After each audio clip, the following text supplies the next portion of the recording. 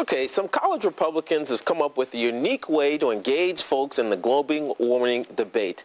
They've hosted a global cooling day to talk about what they say are the falsities of the issue. Despite the free snow cones, the event has college Democrats hot under the collar. Joining us from Oklahoma City is Global Cooling Day organizer Michael Patlan, and from Des Moines, Iowa, the president of the College Democrats of America, Grant Woodard. And I'll start with you, Grant. What don't you like about this college Republican Global Cooling Day?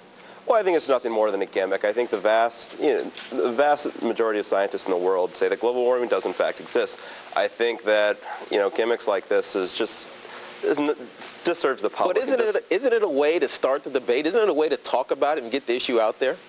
I think showing ignorance shows nothing about a debate. And I think that it's just really a disservice to the American people to try to be talking about this when the overwhelming evidence shows that global warming does in fact exist. Now, Michael, I think that trying to claim that it doesn't exist, it's really sad and just it's now, really Michael, you're not saying that global warming doesn't exist. You're saying that there's other factors other than human causes. Correct, Tiki. The purpose of Global Cooling Day was just to have a fun, lighthearted event, pass out snow cones on campus, kind of cheer everybody up. Democrats and Republicans alike enjoyed the event.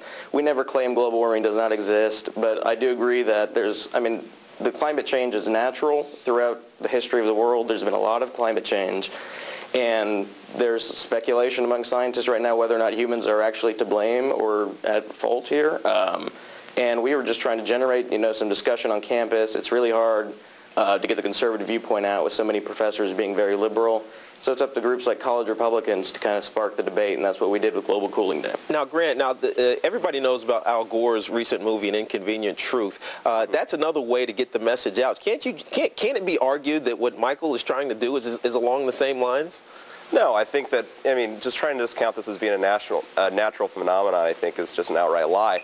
I think when just using common sense and seeing that there's over 700 million vehicles in operation throughout the world, we have smokestacks throughout the world, there is deforestation throughout the world, to try to just blow it off by saying that it's a natural phenomenon, I think is a huge public disservice. I think that, we're not suggesting that everyone should stop driving their cars tomorrow and that that's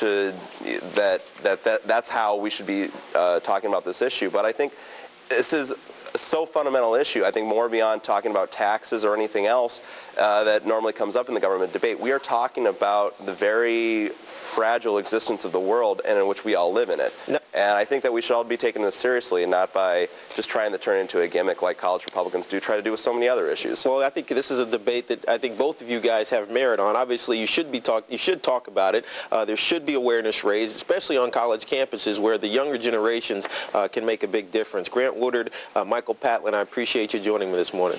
Thank you very much. Coming up, a 4-day-old baby girl is